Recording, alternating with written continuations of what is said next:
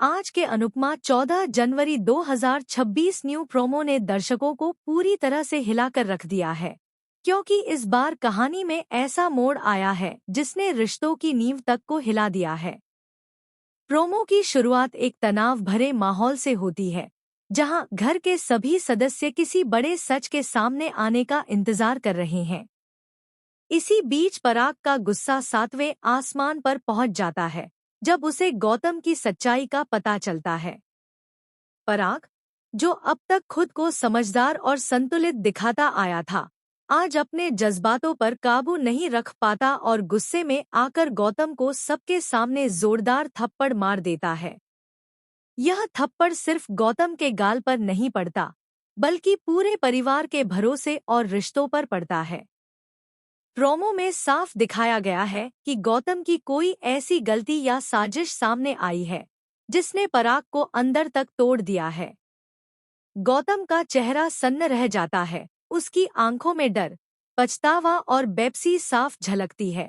वहीं घर के बाकी लोग इस अचानक हुए घटनाक्रम से हैरान रह जाते हैं। अनुपमा, जो हमेशा हालात को संभालने की कोशिश करती है, इस बार भी बीच में आकर हालात को शांत करने का प्रयास करती है, लेकिन पराग का गुस्सा इतना ज्यादा है कि वह किसी की बात सुनने को तैयार नहीं है।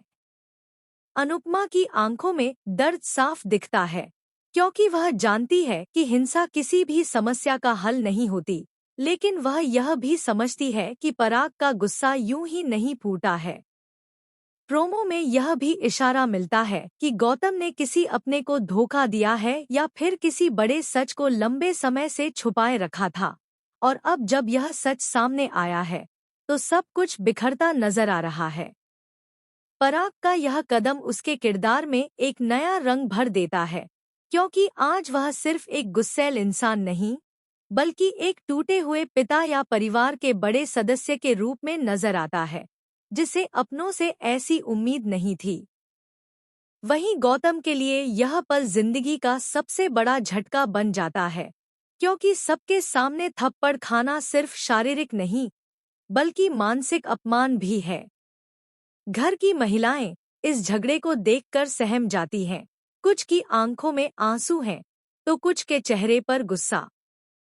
अनुपमा इस पूरे सीन में नैतिकता और इंसानियत की आवाज बनकर उभरती है, जो पराग को समझाने की कोशिश करती है कि सच सामने आना जरूरी था, लेकिन गुस्से में ली